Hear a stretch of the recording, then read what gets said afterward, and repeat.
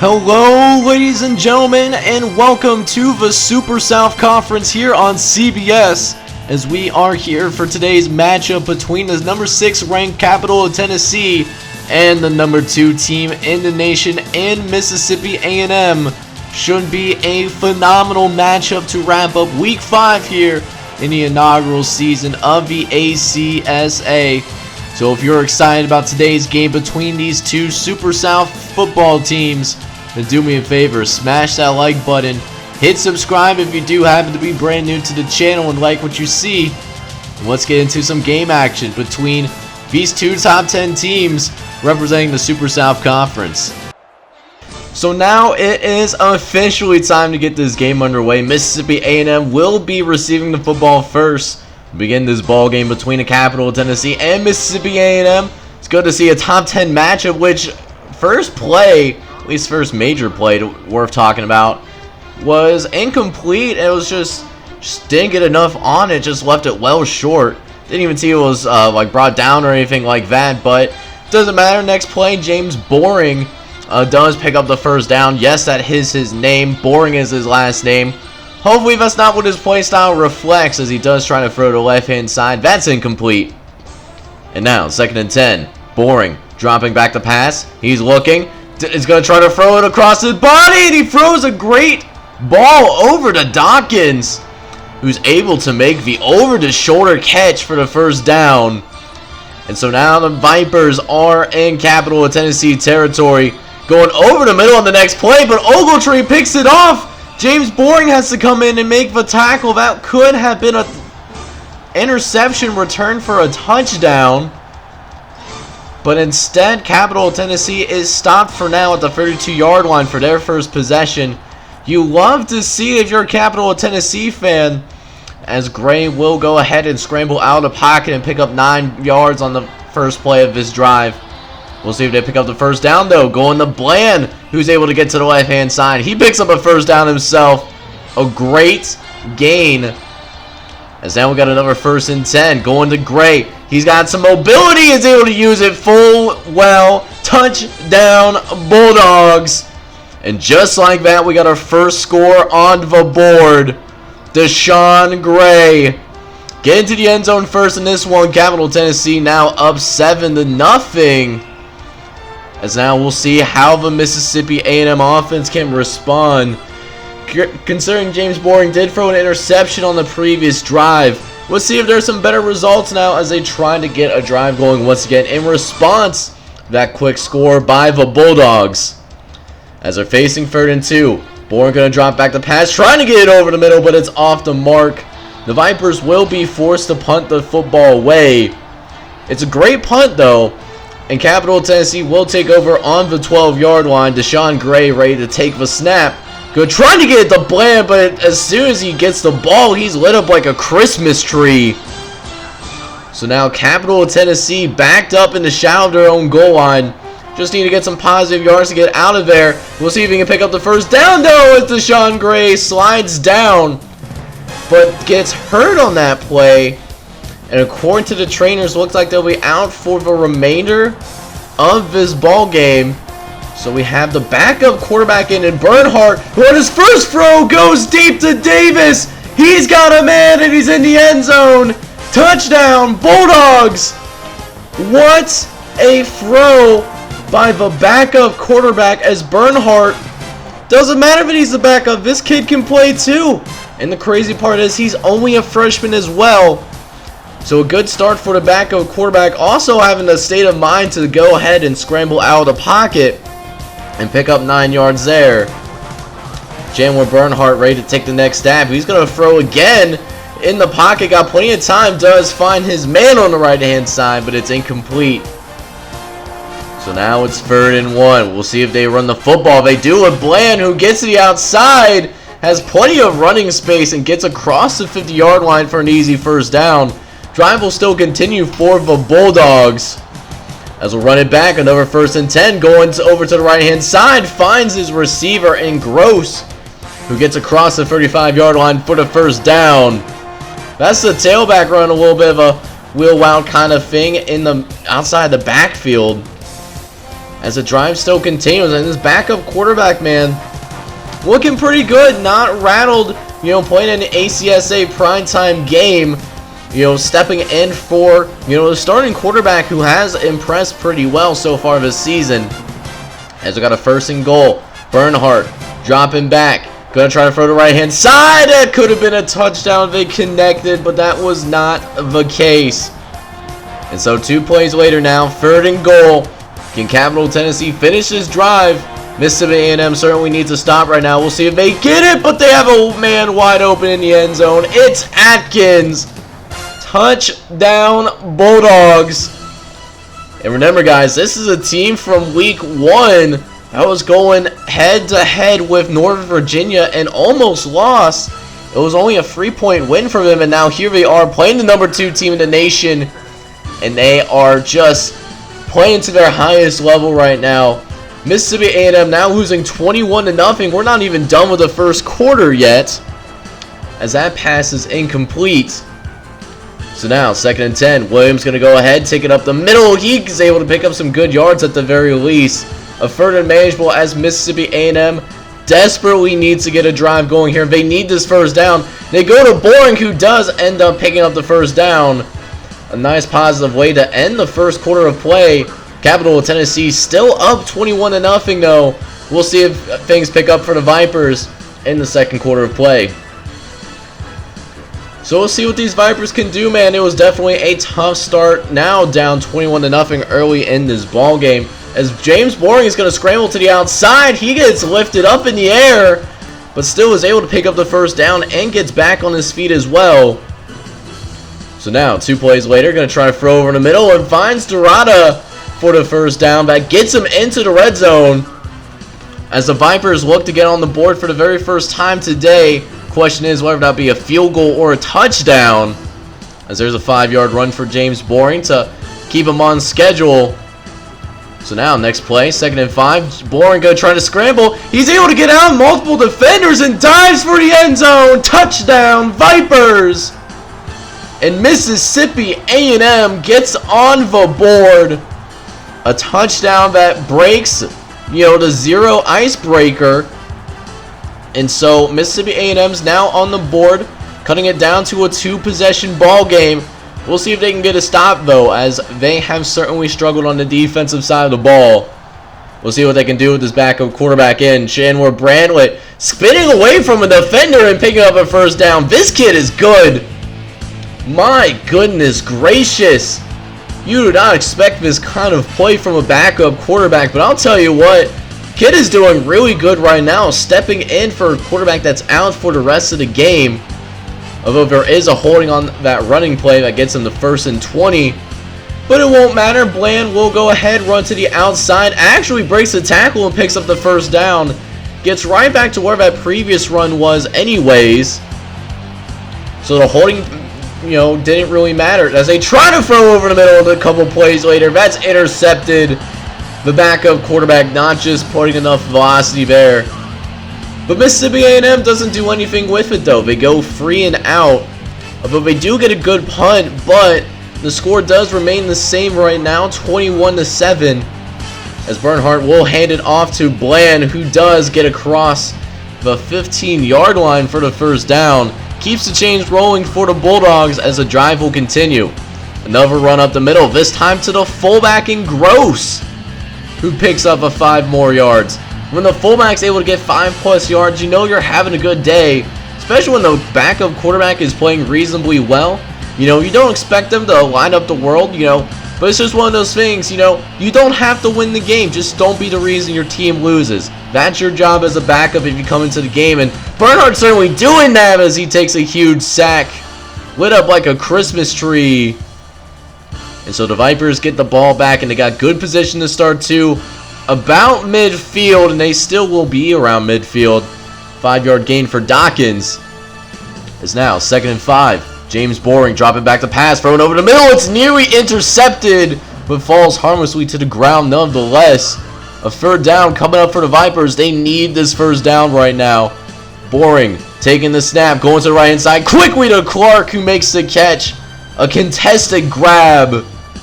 That gets him across the 45-yard line. Drive continues for the Vipers as Boring wants to try to get this lead cut in half. Would be big going into the end of the first half. Only 3 minutes left here in the second quarter. At 2nd and 10 now, going to crouch over the middle. A crossing route that was left unintended turns into a first down for Mississippi A&M. As now, next play, Boring, dropping back, has a clean pocket, going for the end zone, and he finds a man! Touchdown, Mississippi A&M!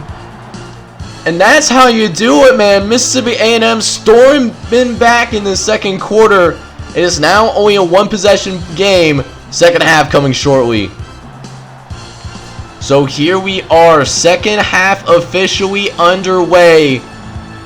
Capital Tennessee will start with the football to begin the second half, as Mississippi A&M started with the originally when this game started. So we'll see what they do. We'll see if Capital Tennessee can retake momentum in this second half. See if there can be some good halftime adjustments made. As there's a first down for the Bulldogs.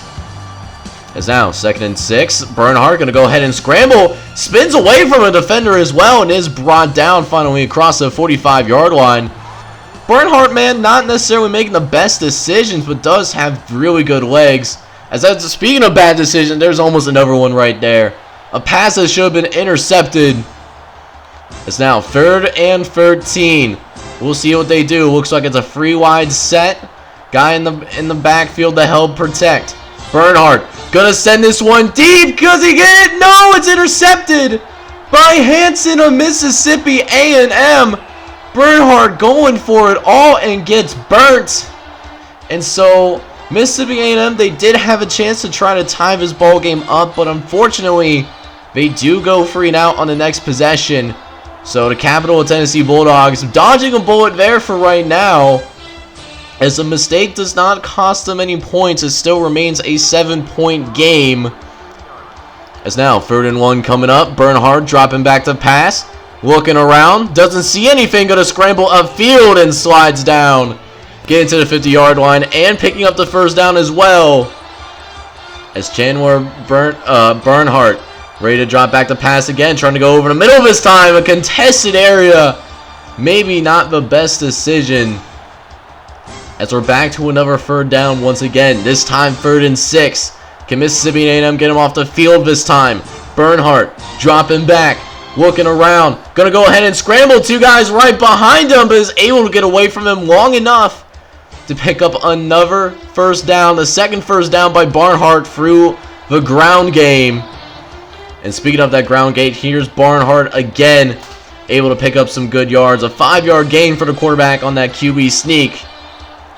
So now 2nd and 5. Bernhardt going to drop back. Facing some pressure, but still able to throw over the middle and finds Juno.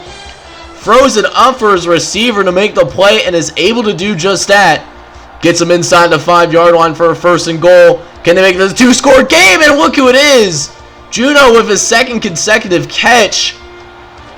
And now it's a 2-score game, and with Mississippi A&M going free and out once again, the Vipers are in deep trouble here in their own home stadium.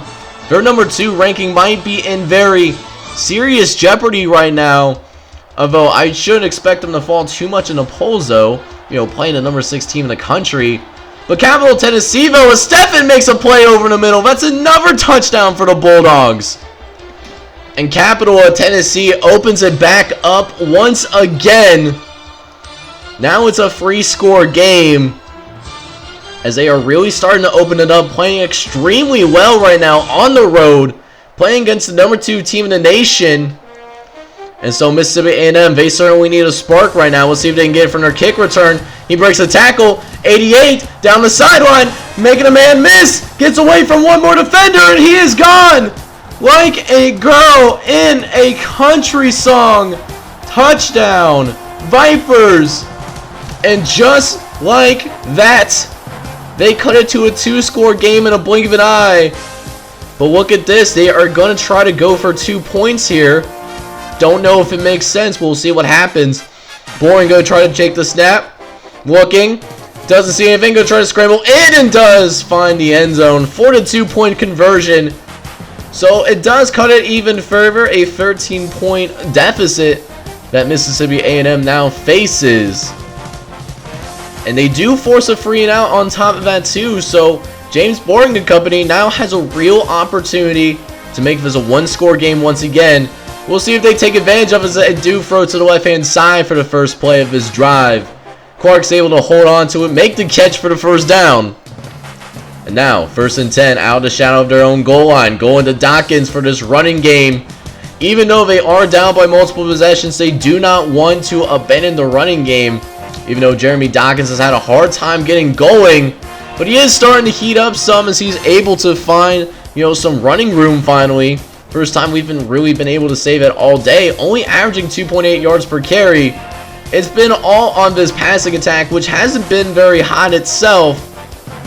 So now, 3rd and 6 coming up. Boring in the shotgun, ready to take the snap. Gonna drop back. No, it's a quarterback keeper. Running the option. Boring is gonna end up keeping it and get across the 40-yard line for a first down. You'll love it when the game is put in the hands of his quarterback. As it looks like James Boring actually was shaken up on that play. Did not see the graphic. That could have been an editor's error though. But with that being said, backup quarterbacks in the game. Lindley, who does throw to Dawkins, throws it short and is not able to pick up the yards after the catch needed to keep the drive going. But 3rd quarter, the game is still pretty tight. A 35-22 game should set up for a very exciting 4th quarter. So let's go, man. 4th quarter underway, and look what we see here. Capital of Tennessee in the shadow of their own goal line. Need to do some work just to make sure to avoid the safety. As Bland's able to break a tackle, he's able to get across the 15. A run like that is exactly what they needed, and they certainly got it. So now they're out of the shadow of their own goal line, so they have more room to operate now. As Bernhardt is hit as he's thrown. That's why that pass was short for an incompletion. It's now 3rd and 6. Bernhardt in the shotgun, ready to take the snap. Dropping back. Gonna hand it off to Bland, actually, who had some running room for a split second, but those holes clogged up quickly. And so here we go again. Mississippi A&M with another opportunity to get back into this ball game. We'll see if they can get it done. 1st and 10. When we got to hand off to Dawkins, and he gets across midfield for another first down. Quarterback is still shaken up. Not sure exactly what happened to him. I don't think he was injured that seriously, but for now, the backup quarterback is still in this game. And at some point, this backup QB is going to have to make some plays. Can't put everything on the running game while you're waiting for your starting quarterback to come back. As Winley does do something that time, able to pick up a first down. But they're facing a 3rd and long again. And that's definitely a bad spot for Winley. Not proven. But he's going to run for the first down and gets lit up like a Christmas tree. Well short of the marker. Mississippi A&M does settle for a field goal. However, that doesn't really change much in the scheme of things. Still a 2-possession game as Davis beats the defense. And that could potentially be the dagger right there. Mississippi A&M needed a stop. I don't think they're going to get it. So now it's 42-25 now. Capital of Tennessee looking like they're in a really good spot in this current juncture of the ball game. Mississippi A&M once again needing a really big play. And this kick return does have one kick return for a touchdown. This could be number 2. 88 single-handedly getting them back into this ball game. Touchdown Vipers. And depending on what they decide to do, if they go for the 2-point conversion, it becomes a 9-point game if they get it.